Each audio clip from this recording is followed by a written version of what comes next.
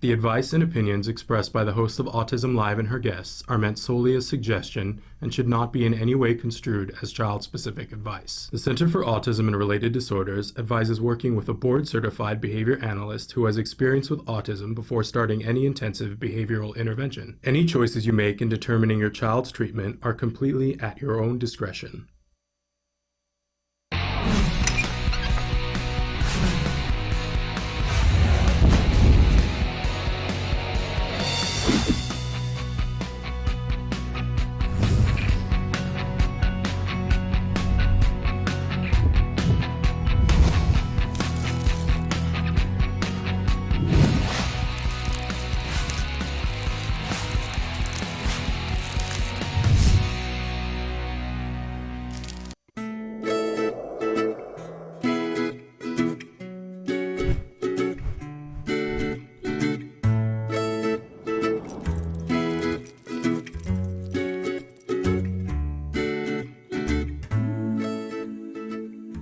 Good morning and welcome to Let's Talk Autism with Shannon and Nancy. I'm Nancy Alspaugh-Jackson. And I'm Shannon Penrod. And we are already being joined via Skype by our wonderful friend and expert, Vince Redmond.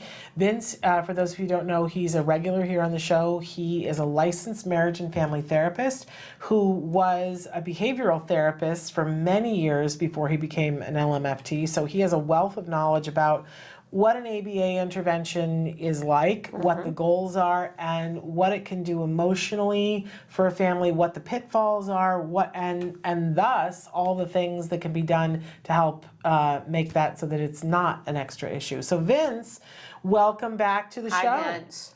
Good morning. How are you, ladies? We're good. We're good and better because you're here. Yeah. So that's a fabulous thing.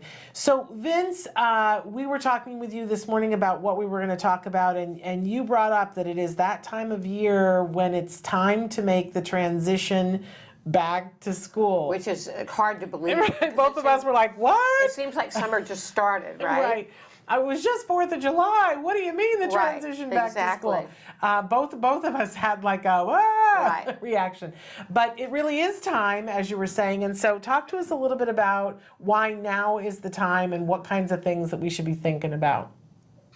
Well, for a couple of reasons, right? A lot of schools actually now start early August, and we want to give our kids and families enough time to prepare for school as it comes up, right?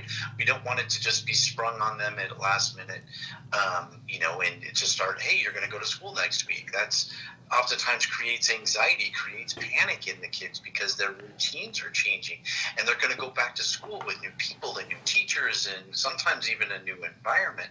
And we want to prepare the kids for that transition, right? Every kid's different. Every kid's transitional needs might be different, but we want to make sure that there's plenty of discussion, maybe even observation, maybe a trip to the school that might be needed to help our kids' anxiety as we prepare them for the next coming year. As we were discussing earlier, right, a lot of school districts now are actually starting in early August, which is absolutely crazy for us, but it's right around the corner. They're 3 weeks away now. Yeah. Right. So how long in advance do you recommend sort of priming our kids before they go back?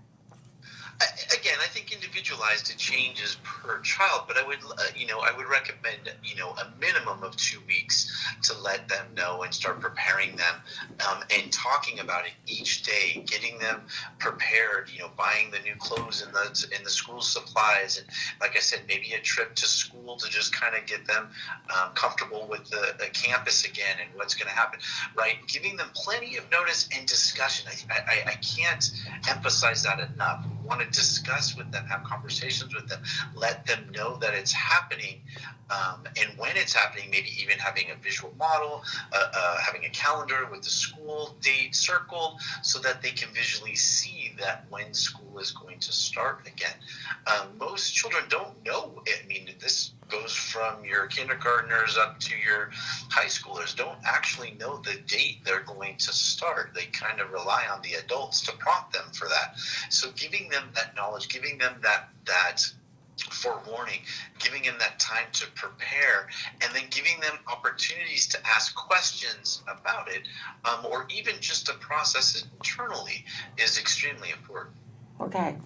And I always think back to because my graduate program, Patrick Stewart, you know who that is? He's the British actor yeah. that played Jean-Luc Picard on Right. Star Trek, and he was on the X-Men, whatever. He came to do a workshop with the acting students there, and he was teaching us, and somebody was he said to somebody, "What's your preparation for doing what you're doing?" And they started talking about it, and he said, "I'm going to stop you." And he said, because there's two types of preparation, and there's preparation where you really get yourself prepared so you're ready, and then there's preparation when you shoot yourself in the foot. And I always think about that, because when I'm doing something, I'm like, am I actually preparing myself, or am I messing myself up? And I think about that with the school year too, because I told you I like to do all the things like get the notebooks and all of that stuff, because for me that's the thing. But that really isn't what prepares Jem for his school year, and I think it's not what prepares the kids. But we have to think of our anxiety too. But Vince, one of the things I like to do is talk up the next grade. And I do this with everybody's kids. So when I talk to a little kid and I say, "So what grade are you in now?" And they go, "Well, I'm in first grade, but I'll be in second grade in the fall." And I always say the same thing. "Oh, second grade was my favorite. Second grade's the best. It's so much better than first grade. You're gonna love second grade." And I'll tell you why, because in second grade, you get to do this that you couldn't do in first. And it doesn't matter what grade they say. Whatever grade they say, I say, "That's my favorite." Right. And I go, "Oh, it's so much better than the other one." Like I'm selling a car. You know what I mean? And because I think that talking it up is a big way to prepare them. Right. And for different kids, that means different things. Yeah. Like you were saying, visit the school and other things. But Vince, help us to know, like, what are some things that we, besides, visiting the school and talking it up, what are some other things that we can do individually for kids that might work to help them to actually be prepared? Like, are there programs that we want to put in their ABA program that will help them? So that we're not doing the prep where we're shooting ourselves in the foot.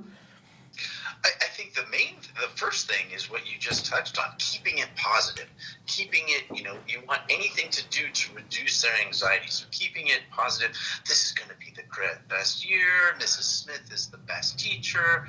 You're going to have so much fun. Like, really keeping it positive, right? Not the doom and gloom. We're going back to school. Woe is me, right? We want this to be very positive. And then what we can do, like internally, like you were saying, if we wanted to program or put lessons in their program to help them prepare, right? We want to make sure that there's independent skills or adaptive living skills in the morning, getting up, getting dressed, getting breakfast, following a schedule in the morning. I think that is key, is them being able to follow, time schedules, right? We want to prepare them to get back into that routine. Some of that starts early. I encourage parents to start putting their kids to bed earlier, getting them up at the time that you typically would go to school, at least 2 weeks before school starts. Because if not, that morning, the first day of school, and they wake up at 6:30 a.m., it is going to be a nightmare. It's going to be really difficult. But if we give them time to prepare, we adjust their internal clocks. We adjust their abilities to follow schedules, and we give it 2, 3, 4 weeks of practice. Then when school starts, it's going to be much easier transition to school, and they're going to look forward to it. So we start now, putting them to bed, telling them bedtime is 5 minutes earlier, 10 minutes earlier, or does it depend on the kid? It depends on the kid, the age of the child, the functioning level of the child, the adaptive skills of the child. I think, each parent can appropriately, estimate what time their child should go to bed to get the plenty of hours of sleep to be able to get them up at the time they need to get up at school. Some kids get up at 6 a.m. to go to school. Some kids don't have to get up until 7 because they don't start until 8:30. Again, that's 100% up to the parent's time schedule. But we want to make sure that they're getting plenty of sleep, 8 to 10 hours a night. We want to make sure that we start gradually. I think what you were alluding to, Shannon, we want to start gradually getting them to bed earlier. You might not want to go from 10 o'clock to 8:30. Right. That might be too much of a gap that they're working to, but we start working backwards so that it's, instead of going to bed at 10, it's now 9:30, then next week it's 9, then the next week it's at 8:30, which is the time we want them to go to bed.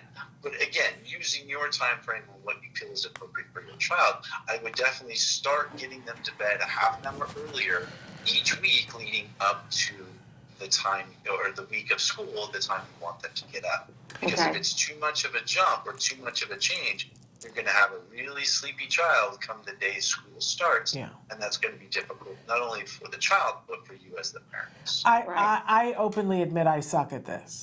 You let Jim stay up late. Well, because I really have executive function issues with going to bed myself. Right. I get too tired to go to bed. Right. And I will stay up. And I'm somebody who suffered from insomnia for a lot of years. Now, I don't have insomnia. I could fall asleep anywhere because I'm so overtired because I don't get enough sleep. But to get myself to bed is a project and a half and is often way too late. So to get my child to go to bed earlier is really hard for me. But you're really good at this. I'm pretty good at it, I mean, we have a visual schedule of what Wyatt does in the nighttime. We have a daytime schedule over the summer and a nighttime visual schedule. So it has eat dinner, 6:30, play Wii, 7 o'clock, Right. Paint, 8 o'clock, Yeah. brush teeth and get ready for bed, 9 o'clock. So he also has a timer for certain activities. So the timer for the Wii, the timer for the painting. So that's the only way we can do it, because if I rely on winging it, forget it. Yeah, well, I'm never saying that it's good what I do, because it ends up with me being at work tired because I didn't get enough sleep, and we have crabby mornings because nobody's had enough sleep. I'm just saying I suck at this. Okay. I fully recognize, it's that thing, and I think this happens to all of us, right? That's the expert says, here's what you should do, and you go, yeah, that makes total sense. I'm going to institute that tonight. But if we don't have enough executive functions to say, what do I have to do in order to institute that, and what I would have to do, I just never get around to. Right. Because I would have to rearrange the afternoon, and I don't do that. But maybe I'll think about it that way now, and maybe I'll report back to you guys and be better. Okay. But that brings up, Vince, that there's the other part of this that, it's not just going back to school, and it's not just the supplies, and not just the emotions that the kiddos are having, but all the emotions that the parents have about, it's that. Now, some people are thrilled. They're like, yay, school's back in session, and they're thrilled. And other people go, oh, it's going to be the homework. Oh, it's going to be the treadmill. Because I always feel as soon as school starts that I am on somebody else's tether, running to a place that I don't even know where I'm going, and it does not feel good for me. Right, it feels like a treadmill, right? It really does, especially, it does in the fall up to a certain point until you get to like Halloween, and then it backs off. But then it starts again in the spring, and it's that way all the way to the last day, and I always am like, oh, we survived it again, you know? So what about the emotions, Vince? What do you have in your bag for us for that? And going back to both topics, right? It's looking at what are our barriers that might get in the way of having a timely night schedule or starting to prepare them for the school year, and then how do we prepare for the school year? Because, like you said, it's a lot of work, but it's also a lot of anxiety. Because how's our kids going to do with the new teacher? Is the teacher going to be understanding of our child's individual needs? Are we going to have enough supports around the child to be able to properly maintain them at school, right? I mean, lots of different things that we have to look at and have to prepare for. So we need to do the same thing. We need to start working on this, start getting answers, start getting, even maybe some interventions or systems set up so that it makes it easier for us for when school starts. So, for example, I want to meet with the teacher the first week of school. So write down the things that you want to talk to them about. Maybe the go-to list. What other anxieties do I have about school? What are some of the other barriers to, like you said, I'm too tired at night to follow a schedule to put them to bed. Okay, then maybe we do something similar to what Nancy's doing. A visual schedule will help not only the child, will also help me know what time I'm supposed to do what things. I don't have to think about it anymore. Yeah. There's a schedule that says 7 o'clock dinner time. Okay, 7 o'clock dinner time. 8 o'clock bedtime, or radio time, or time to read, or whatever it may be. So I think looking at our own barriers? What are the things that are preventing us from preparing the child for school?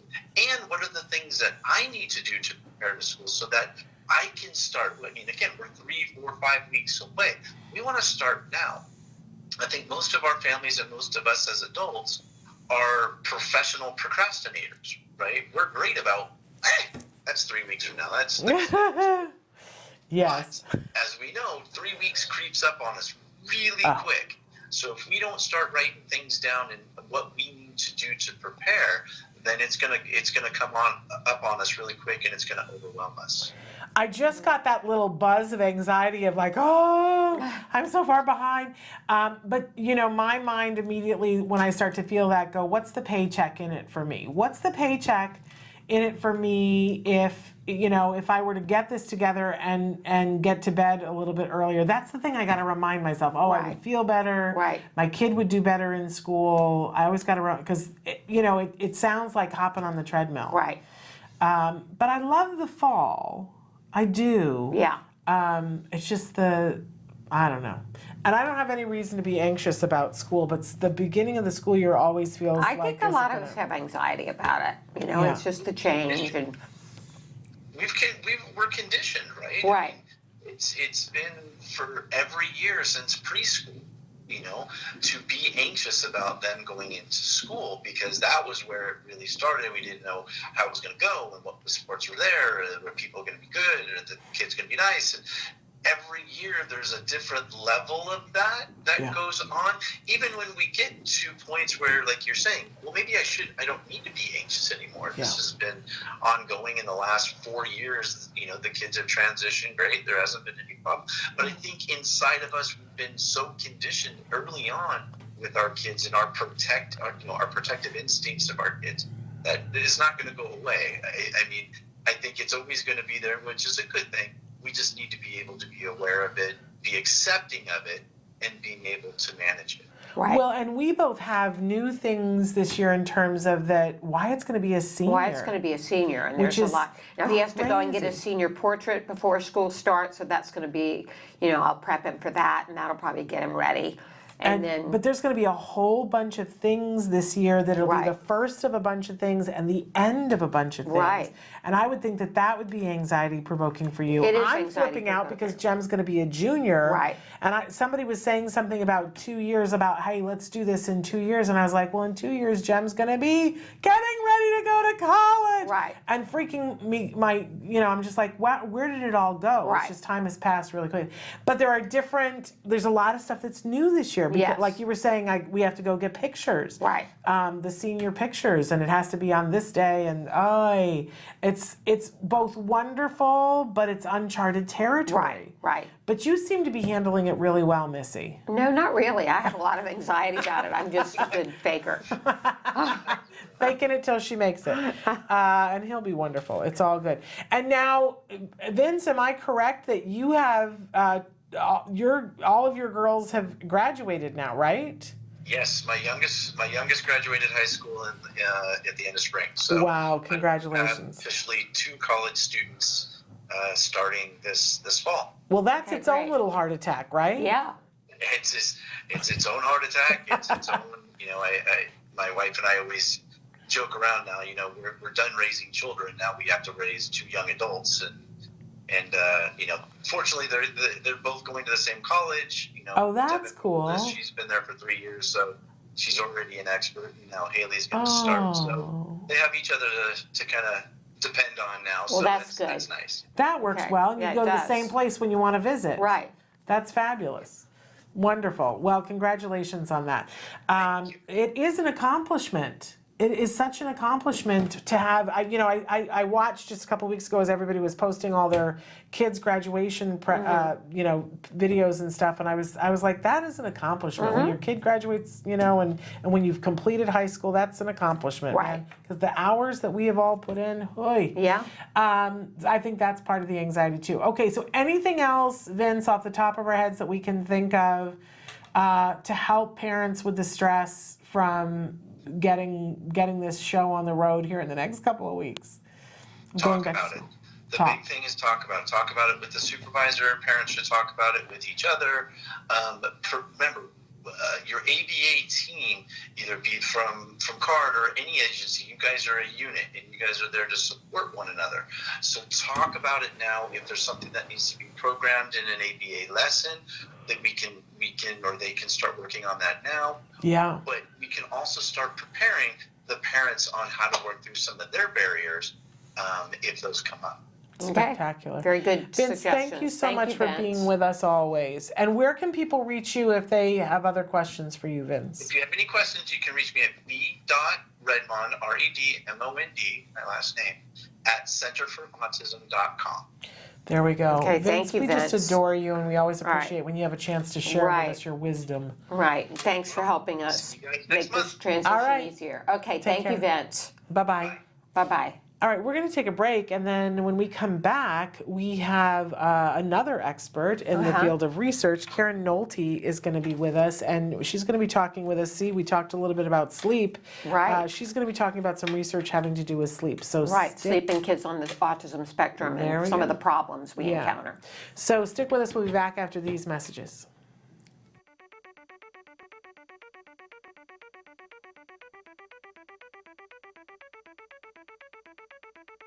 Hi, I'm Shannon Penrod, and we're at the ABCs and XYZs of Special Needs Conference. And this year, for the first time, they've got something really remarkable. It's the Entrepreneurial Boutique. These are all items that have been made and are being sold by individuals who have special needs. So we're going to do a little shopping and talk to some of these fabulous entrepreneurs. Come on. My name is Molly Rarick, and I'm founder of Breed's Gift. We're a nonprofit that serves teens and adults with special needs, like Chase here. We were founded in 2013 and serve people in the Conejo Valley, Santa Barbara, and LA. Our main objective is to give our participants the skills they need to gain a more independent life. My name is Shelley Cox, and Lisa Zalagi and I are founders of Creative Steps and Create Microbusiness Enterprises. And the items that we're selling here today are all made by the clients who have passions about what they want to make, and then they get the profits from what they make after we've paid all of the other expenses. We are here today because my goal is to be independent, and also I would like to share all my artwork, and I would like to sell. Thinking about at his young age being a businessman, you know, it's amazing. I cannot be more proud.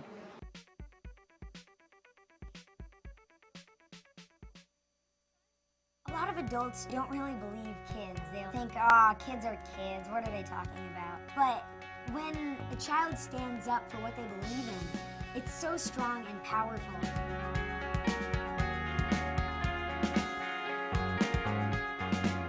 I first got involved with autism advocacy 4 years ago when my friend was diagnosed.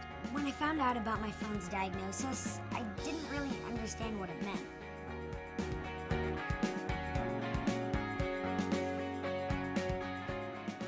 But it didn't matter to me or change our friendship. I didn't look at her any differently. We still had so much fun together. Now I know that she experiences life a little differently than me, and that's okay. Knowing what she goes through has helped me to understand and be more caring towards other people in similar situations. I got involved with ACT Today because I wanted to do whatever I could to help. They provide options like behavioral therapy, medical care, social skills programs, assistance to military families, and much more. Being there for my friend was my #1 priority. I've been volunteering and spreading the word about the cause via my social media platform because raising awareness is a crucial first step. There needs to be more kids and teens involved to make sure that our voices are heard just as loudly as the adults. You may be small like me, but your acts of kindness are not. And we're back, and as promised, we are back with our research expert, Karen Nohelty. Karen, thanks for joining us. Research and Development Manager at CARD, and I have a great paper to share with you that reviewed current research on sleep problems for children with autism. Great, because we were just talking about going back to school and getting kids to bed earlier, which can be a challenge. So Tell us a little bit about this study and what it's come up with. Sure. This study is called Recommendations for Identifying Sleep Problems and Treatment Resources for Children with Autism. And it's by Emily Abell, Soo Yun Kim, Ashley M. Kellerman, and Matthew T. Broadhead. And they really focused on the fact that, prevalence of sleep problems with children with autism is so much higher. It's 50 to 80% of kids with autism have sleep problems compared with only 25% of their typically developing peers.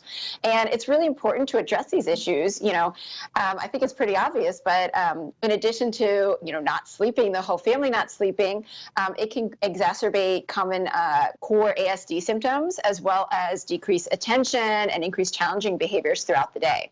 Okay. So there are a number of specific sleep problems that different children can have. It can range from taking too long to fall asleep at night, to waking up in the middle of the night, maybe multiple times, to waking up too early in the morning. And all these things put together can lead to decreased sleep duration at night. And there are certain recommendations that are made based on children's age as to how much sleep they should be getting. And without children reaching that number, they potentially have different health problems, and it can impact them throughout their day. So the first step that the article mentioned is to rule out any medical causes. That's a really important first step. And then you really want to assess the situation. And the article recommended doing a sleep diary. And that really involves, writing down a lot of information about the child's sleep. So that includes bedtime, the time it took to fall asleep, if the child woke up in the middle of the night and how many times, as well as the time the child woke up in the morning. And all of this information is really important to gather because for parents, this is information that you can provide to a clinician to help identify some strategies. And for clinicians, this is really the first step in helping you figure out appropriate strategies to use. So in terms of the specific strategies, the article first talked about something they call sleep hygiene. And this is a term for a collection of strategies that really involves best practices to help set you up for success, so to speak, in terms of sleeping. And these sleep hygiene strategies can help people fall asleep just in and of themselves, which is really great without having to use more intrusive things. So this involves things like exactly what you're saying, a regular bedtime. And, especially over the summer, that slides a little bit. So making sure to kind of gradually get back on track with the bedtime before school starts is really important. And it is also really important to not shift that too much over the weekend. So sleeping in on the weekend doesn't help sleep. Another big, yeah, I know. All right. All right, Another big component, sure, is a bedtime routine. So having a set list of activities that child follows every night before bed can really help get that child in the right mindset, so to speak, for bed. And these activities can include things like brushing your teeth, taking a bath, reading a bedtime story, having a special goodnight kiss, that sort of thing. That helps set the child in the right mindset and build that routine for sleep. And it's really important when you're looking at those activities before bed to focus on things that are relaxing and avoid things that are really stimulating. So that's going to vary for each individual, but things that are relaxing can be things like reading a book, listening to quiet music, and, avoiding stimulating things can include things like, heavy physical activity. You don't want to be running around the house playing hide and seek right before bed. And the other big category is technology, which is really hard for a lot of families, but avoiding, iPads and really all screens before bed is a really important thing to set you up for success. Okay, now you're really messing with everything. We can't sleep in on the weekend, and we can't play our like Sudoku on, because usually that's the thing that gets me to go to sleep, Karen. But I can see why I'm not good at we were just talking with Vince about how I'm not good at the bedtime routine. And the problem sort of, we're talking about our kids on the spectrum, but it kind of starts with us, right? Okay, keep telling me, and my hole's getting deeper and deeper here. And, I had some trouble with sleep, and when I started researching this some years ago, I started using these strategies myself, and it really works, unfortunately. I'm sure it does. So something else that helps is really having a regular exercise routine during the day. So the more active we are during the day, the easier it is for us to sleep at night. And this can be as simple as, going to the park for a certain amount during the day. Okay. I'm making faces over here because Yeah, I was Shannon's like, oh, like, well, there we have it. there's another one. You know, there's another one Shannon's not good at. What else am I doing wrong, Karen? But this is what I need to know. Yeah. Okay. What else? So other things, and this is another really hard one, but good eating habits help with sleep, and more specifically, limiting caffeine, sugary foods, and big meals right before bed. Okay. And then the last kind of category involves the bedroom itself. So minimizing light in the bedroom, keeping it quiet, and keeping it at a nice, comfortable, slightly cool temperature. All of those things can really help our kids fall asleep better. Okay. Okay. And these are all things that you can incorporate in your child's ABA program. Is that correct? Correct. And if these strategies don't work to reduce the child's sleep problems, there are some other strategies that you can use as well. Parent education is a really important tool where professionals can really provide some more individualized support. And there was one specific strategy I wanted to share in the article called fated bedtime. So this is specifically for kids who have trouble falling asleep. And this involves moving their bedtime to a later time at a time when kids are likely to fall asleep within that kind of 15-minute time frame that we find is appropriate for kids and for all of us. And so that might look like if a child typically falls asleep at 8 p.m. or their bedtime, is 8 p.m., but they don't fall asleep until 10 p.m., make their bedtime 10 p.m. If they're falling asleep pretty quickly as soon as they get in bed, then in future days, you're going to gradually fade the bedtime to maybe 9:45 and then 9:30 and then 9:15 until they're actually falling asleep at a normal time. Okay, great. Great. That sounds like really doable. Yeah. It does. It all sounds doable. It's just that you have to make your mind that this is a priority. Right. And clearly sleep should be a priority. Okay, anything else, Karen? No, that was really the main points from the article. I know it's a lot of kind of straightforward stuff that's hard to implement. But it's important stuff. Yes, it is. Because our kids are not going to be able to function well at school if they don't have a good night's sleep. No, and we're doing all these other things to make sure that they can do their best. But sleep is like the baseline of what we need to do. Right. All right, I'm a convert. All right, and where can we find out more information about this, Karen, if we want to go into this more depth? Sure. Well, there is the National Sleep Foundation. They make recommendations in terms of the number of hours of sleep children should get. So that would be one resource to look at. Okay, wonderful. And Karen, thank you so much for the work that you do here at CARD and for joining us on a regular basis and having somebody from your team join us to share these wonderful research tidbits. We're really enjoying it. I am, aren't you? Yeah, absolutely. It's very helpful. So thank you so much for being with us. Thank you, Karen. Great. Thanks so much for having me. All right, All right, bye-bye. take care. Bye-bye. Bye. We're going to take a break, and then we're going to come back and cover some in the news stories, right. So stick with us. We'll be back after these messages. You say howdy, we say hi. Let's get rowdy, let's get wild. Let's get wild. Let's get wild. Let's get wild. Let's get wild. Hi, welcome back to Autism Live. I'm Lisa Ackerman. We're here doing allergy-free cooking, and I brought my sister with me today. Jamie Davis, thanks for having me. A lot of people are asking about a allergy-free breakfast, and breakfast can be full of crap. But it's full of crap, and it's hard to do. We don't have time in the morning. We're in a hurry. We're going completely nut-free. The recipe is not personality. We can't do anything about. Yeah, can't do anything about that. So we're going to start off first with.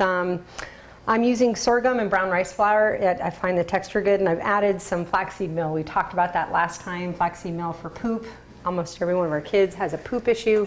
What's next on the recipe is the quinoa flakes, baking powder, cinnamon, and the xanthan gum. It brings the glutinous texture back into the flour, and often what happens with these recipes is they can fall apart. This one holds up nicely. I like it. For the folks that are egg-free, we have a ton of egg replacers. One of those can be the arrowroot starch or bringing back some additional flaxseed. So there's a lot of options to go eggless, but we're going to go egg full in this one. For sweetener, I use the maple syrup. I stay away from refined sugar. What I'm adding now is the coconut milk, maple syrup, and a little bit of the coconut oil. And we're going to add in the raisins, craisins, and chocolate chips at the end. I find that chocolate chips can coax people to eat some really amazing things. When we started, Jeff had 42 food allergies, so we had to get creative in how we cooked. So nuts were a big, big issue. what I like now is that he can tolerate so many more things after start doing this diet. So let me show you how you can deal with this sticky stuff here. You get your fingers really wet and you can push it down. So my oven has been preheated. It's at 350 degrees. So we're gonna just throw this in. Like I said, I like it around 23 minutes, and the magic oven says, I'm done. Looks like, don't you love magic ovens? They're awesome. There we go, pops right out. The texture of these, and it's so pretty, it looks almost like a big chocolate chip cookie, but you actually made it healthy. But you can be my guinea pig. Tell me what you think. That looks really good. Doesn't it? So the textures and the colors in there are just beautiful. So the raisins are for you, the chocolate chips are for your kid. I can't believe it's gluten-free. I know, right? It doesn't taste like, you know, crap. We're wrapping up another cooking show. If you have feedback, you can email us at autismlive@gmail.com. We're of course on Facebook. You could go to facebook.com/autismlive. And of course, Talkin' Now has thousands of recipes. Join me there, and we can cook some more later on. So thanks for joining us. You say howdy, we say hi. Let's get rowdy, let's get wild. Let's get wild. And we're back. I'm sorry, and I knew you were starting, I apologize, but I was just gonna say, I haven't made that recipe that they were just making. Right.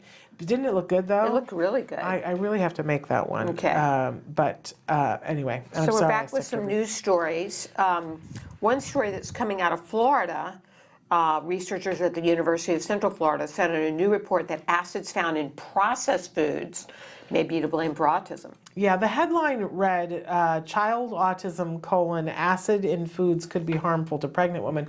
And I was saying that to Nancy, I felt like that was a little misleading, that you really have to read it to hear that what they're talking about is something called propionic acid, which can be used as a preservative. Right. So it's those kinds of foods that, we all know are not considered healthy, but sometimes when they word it and tell you exactly what it's doing and you go, oh, we were talking on Wednesday about pesticides. And when I found out what pesticides actually do, I was like, oh, I don't want that on my food or my child's food. So listen to this.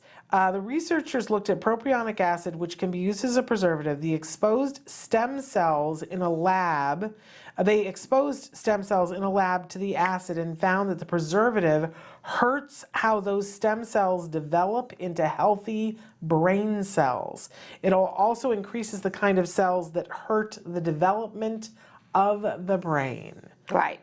I don't know about you, but that makes me go, well, I don't think I'd want that if I was pregnant. And the next step on this study is to test preservative acid on mice to see if it leads to autism in actual brains. Well, but knowing that they can put it on a stem cell and the stem cell is like hurt by it and the development is hurt, it's great. I know they got to do the mouse model, but I feel like, that's something to stay away.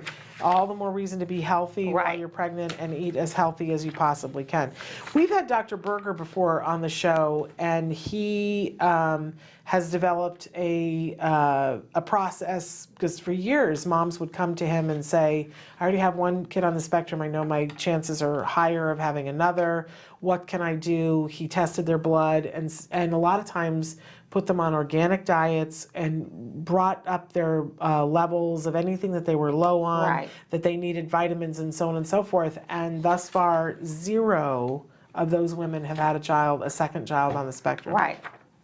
0. Right, which is pretty astounding. And guess what? None of them have had a child with childhood cancer. None of them have had pediatric diabetes. Right. It's worthwhile to eat well when you're pregnant. Right. Worthwhile to eat well when you're pregnant. Okay, so this I'm sort of sad. For those of you, we've covered them before on the show, that the IAN Project, which is the Interactive Autism Network, this was something that was started 13 years ago, which when I read that, because I remember we were in the throes of things back in that day, and the IAN Project did surveys and they would ask us questions on a regular basis and we would participate and they would come out with information based on what the parents were saying. It was really cutting edge, and they're phasing IAN out. They're phasing it out in favor of something that they think is better. Right, and of course, called Spark. Yes, and we've talked about Spark a little bit on the show. We had some questions, people writing in about it. It's a new registry from the Simons Foundation. So the Spark stands for Simons Foundation Powering Autism Research for Knowledge. That's what Spark stands for. It started in 2016. And they're really pushing very hard to collect genetic data from 50,000 families. Right, and they think there's considerable overlap between the two registries. So hopefully the Spark will continue in this kind. And I love Spark. I just hope that they don't lose the aspect of Ian where they asked parents opinions about things. That one of the things that we participated in the first Ian research batch. And I remember the first day that they came out and said, here's what our first research found. And they found that kids that were on the autism spectrum tend to be taller than their neurotypical peers. They found that they tend to have more weight issues, which I don't think we would have found out other than asking the parents, do you consider your child to be overweight? Has a doctor said your child is overweight? They also found that the number one stressor for parents was not all the things that you would think it was. It wasn't even the financial part of it. It was having to fight for services, fight with the school district, fight with the ABA provider, fight with, now your insurance company. That was the single biggest stressor. Not that your child engages in challenging behavior. No. It was having to fight to get what was right for your child. And I think that's because we're also afraid that, what if I don't know about this and my child doesn't get it? What if this, whether if it's because of me, that I didn't know, I didn't work hard enough, I didn't get the research, I couldn't afford it, whatever. Right? I hear families all the time, it breaks my heart, that have teenagers that will say to me, well, we missed the boat. We didn't have access to ABA when our child was the age that your child was. We didn't know, and there's some guilt there. And I always want to hug those parents and say, you did the best you could. Best with what you had. But that's a hard pill, right? It is a hard pill. I mean, I know that it took me 6 months from when I should have gotten GEM diagnosed to when I did. Because I went to a pediatrician who said, no, he's fine. And I knew he wasn't. And I beat myself up about that 6 months. I beat myself up because it took a couple of years. This is the thing. And and yet we both got there. Can you imagine if you were just now finding out about ABA? Because some of the moms that I talked to are just despondent. They're like, well, that wasn't open to me. Well, I missed the boat. It took me till Wyatt was 4 to get, almost 5. To get ABA, and I feel a lot of times I missed the boat. And don't you wonder, what would have happened? Because I do. I always think about if I had caught it the 6 months when I first thought it, could we have done something better? Don't you think about it? I think about it all the time. It's a terrible space to be in. If he had gotten ABA at 2, where would he be now? Instead of almost 5. Yeah. And I did the best I could. With the information I had. Of course you did. You did awesome. And everybody is doing the level best they can. I think the takeaway is do what you can now and try to cut yourself some slack for what you didn't know, because you're not omniscient and omnipotent. But for those of us that have kids that are older, we have to cut ourselves some slack. But for those of you who have kids that are younger, do everything you can right now so that you don't have to carry that backpack of guilt around with you, and know that you did your level best for your kid, and we hope to give you more information now than you had before. Okay, so then our last study talks about the term high functioning. Is this a term that you use on a regular basis? Yes, saying that somebody's high I functioning? And I think I do too. I've been trying to be a little bit cognizant of it in the last year, because I've had folks on the spectrum say to me, we don't like that. We don't like that term. And why do they say they don't like it? Well, honestly, because they feel that it's a little bit what this study is showing is that it's a bit of a misnomer.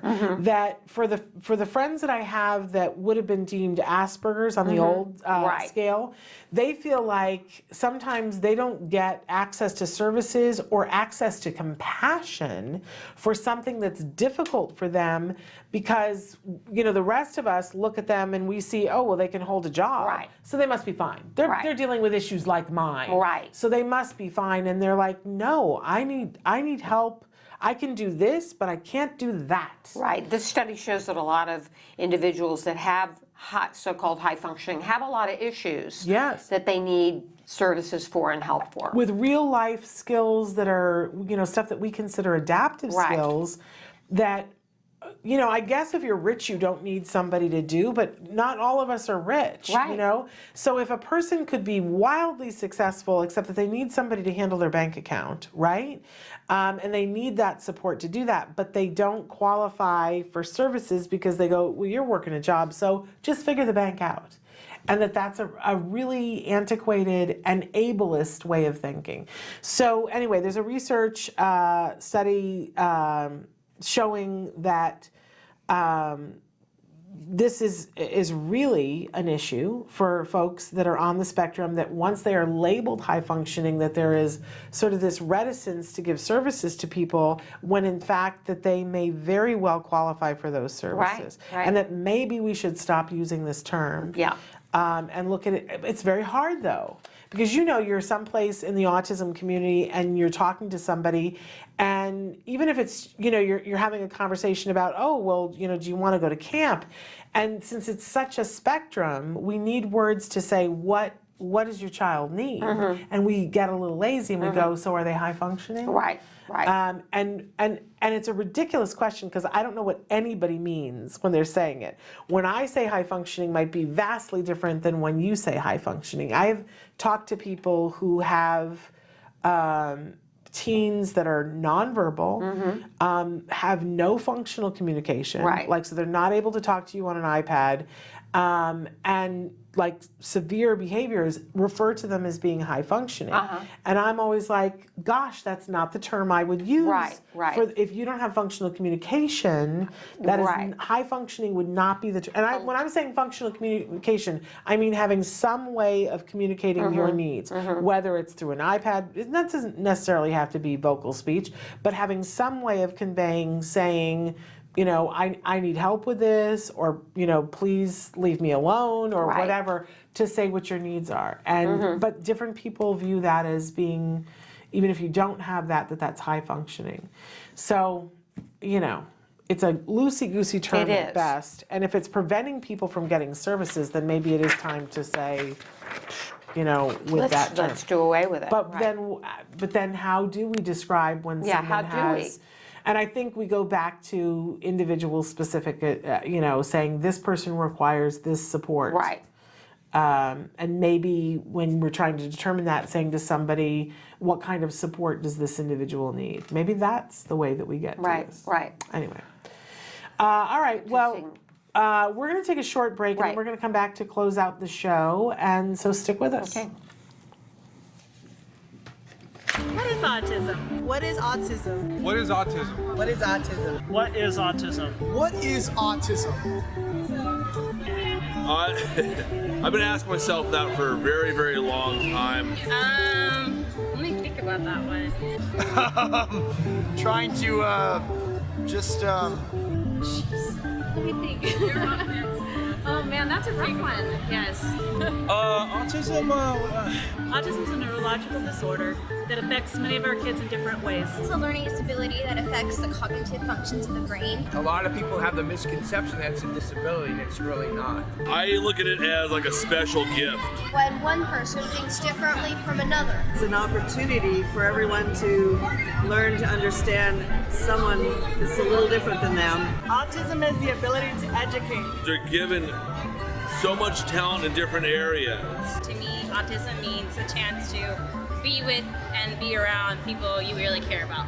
Autism is beautiful. It's a way of seeing the world differently. It's always unique, totally intelligent, and sometimes mysterious. Happiness that comes out of my son's hard work. It's a movement. Unpredictable. Abstract. Awesome. Love. The field I want to work in. Laughter, fun, joy. Autism is beautiful to me. I want you to remember these three words. There is hope.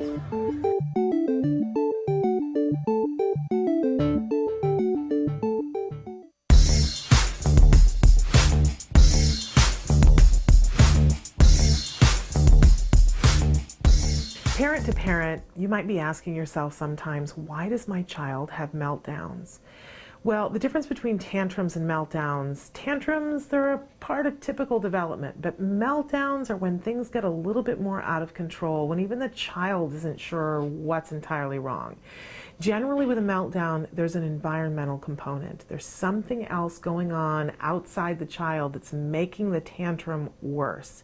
It's really important that we start to be detectives and take notes and look around at the environment and start to figure out what are the things that happen every time your child has a meltdown.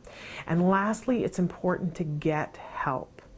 You really can't face these kinds of things effectively completely on your own.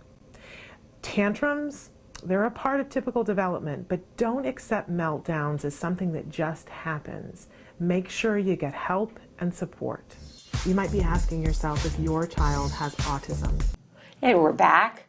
And we're in the weird position that we never have extra time, but we have a couple of extra minutes, so we thought maybe we would talk a little bit about some of the things that we're doing over the summer. Right. It's hard for me to accept that the summer is more than half over, and I can't. It always goes by too fast. And I don't feel like this summer that we've really gotten, I mean, I guess we have, that we've gotten to do summer kinds of things. I don't feel like we have either. Wyatt's been in summer school since basically he got out of school. Yeah. And he's enjoyed it this year, so that's Is that about to end, though? It's ending today. Today is the last day. Yay, congratulations for him. Right.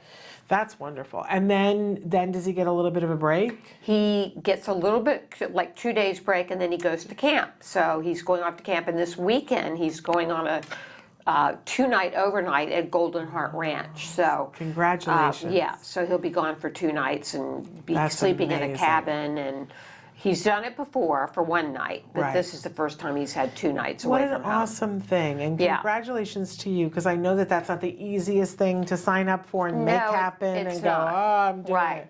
Right. But you're doing it, and I'm proud of you. Right. That's amazing. I would love for him to go to a longer sleepaway camp. Well, this is the precursor. This is the first step in doing And we have that. friends that have their kids go away to longer. Yeah, I know sleepover Priscilla camps. Picard has her son. Yes, and she's talked with us before about that, about how that's just a fabulous thing for her son, and it's a fabulous thing for her. Right. And that what a gratifying thing. I remember one of the first times that you and I did a show together, and we were talking about summer camps, and you were saying, I wish that there were more sleepaway camps, and I was like, you do? And I was like, oh, I always thought of those as being torture. Mm-hmm. Like you get rid of your kids to send them away to, and I was like, sleepaway camp, I thought of them as like boot camp. And you were like, what's wrong with you? Sleepaway camp is fun. I loved sleepaway camp. And when I you was told me growing up. about how when you were a kid, that was like the Girl most Scout fun camp. thing. Absolutely. And I didn't have that experience You as a didn't? kid. You never went away to camp? No. But I read a book that was like my favorite book that I would read every summer when I was a kid, about the girl who her mom had some illness. She was very, very ill. So the dad packed her and her little sister away to summer camp, and she was with mean kids, and they tortured her, and she somehow got through it, right? That was my favorite book. So I thought, sleepaway as an adult, and I was saying to you, sleepaway camp, and you were like, what are you talking about? It's the most wonderful thing. So I'm thrilled that Wyatt now gets to experience this thing that you and Golden Heart Ranch is such a great organization. Yes, they're wonderful. For those of you that don't know it, it's based here in Los Angeles, and they have day programs and camp. And we've had Rose on the show before. We've had Rose from Golden Heart Ranch on the show. Wonderful, wonderful place. So that's fabulous. So what has Jim been doing? So, we always start our summer the week that he is done with school. That's his birthday. And then right after that, one of my nieces comes to visit and brings her. She has 2 kids now, and we usually do like the insane theme park week from you know where. Right. So that we're every other day. That would be my worst nightmare. Well, and and our good friend Joanne Laura, who, when I was telling her what the schedule was, looked at me and said, Shannon, I'd rather eat poison. Right. Right? Now, I love it. I love going, but it gets a little bit too much, especially. I'm not a theme park person. Most of the time we had really, really good weather, but one of the days it was really hot, and I really was suffering. And of course, then I come to find out, like I was suffering the day after, and come to find out that's when we discovered that my blood sugar was really high and started me down on that path. Right. So that's been a lot of my summer. But I'm doing better, and thank you everybody for writing in at well wishes, because my blood sugar and my blood pressure are doing better, and that's good. But so we started out, did a bunch of theme parks, but then Jem did camp that he went to Second City and did an improv camp. Oh, how fun. Which was really fun, and there was a performance at the end, and that was super cool. And now Jem is working. He's working, and every morning we have to get up and take him to work. And where is he working? He is one of the camp counselors at Camp Ed. Okay, and how's that going? Well, he's enjoying it. He just thinks it's the greatest thing ever.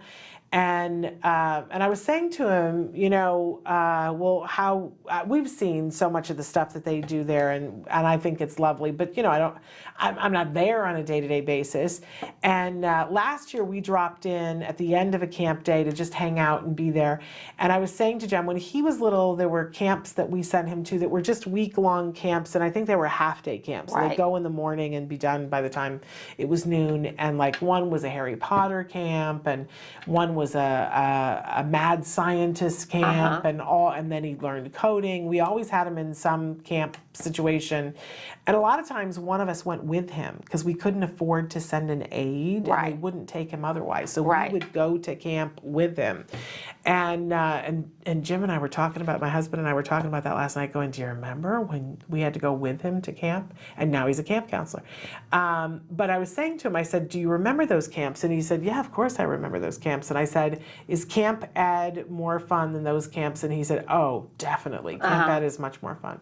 So today, 2 days ago, they toured the Grammy Museum. Oh, wow. So, Doing lots of fun So they things. do all these field trips and things, and have these guest teachers come in, and they do yoga, and they do dance, and they're drawing comic books, and all these fun things that he's helping to facilitate, and he's just loving it. That's so great, Shannon. I hope he's being helpful. Right, I'm sure he is. I presume that he is, but I have to check in with Nava and see, but he's loving it. And I never thought that would be the case, so that makes me really happy. And other than that, but we need to do some outdoor fun stuff.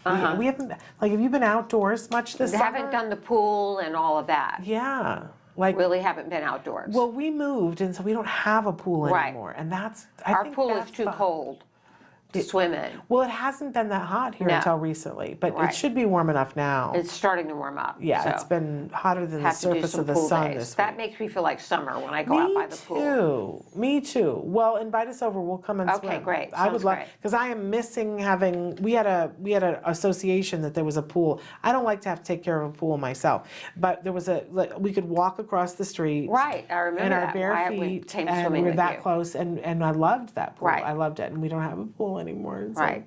I'm a pool orphan. Okay. And that was our thing every night. That we would eat dinner, do swim. whatever, wait a half an hour, That makes you feel like it's summer for sure. And I would love it. It was great exercise for Jem, and it was great time. My husband and I would do whatever. I would do a little bit of workout, a very little workout in the pool, but then we would hang out, and it was great time to talk. Right. So I don't know. We messed up and rented a house without a pool. What were we thinking? Anyway, all right. Well, I think we've eaten up all of our time now, but it's always a pleasure to be here with you. It's always a pleasure to be here with you. And just a couple of chicks talking about autism. Right. That's us. You know what time it is? It's time for us to start figuring out who we're going to be for Halloween. Already? Yeah, already. Right. I mean, well, we have to get the costumes together. And you guys know we try to bring it on Halloween. Yeah. Maybe you guys can give us some suggestions on what you'd like to see us. Who would you like? Last year we were Laurel and Hardy. Right, which we had fun doing. And I thought we were a little scarily too good. Yeah.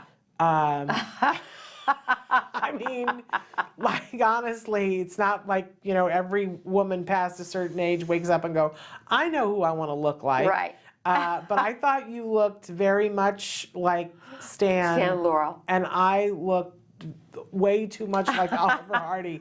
I think we actually Scared to like. think we can look like men that easily. We like won some contest about it here, but yes, no. Well, you know.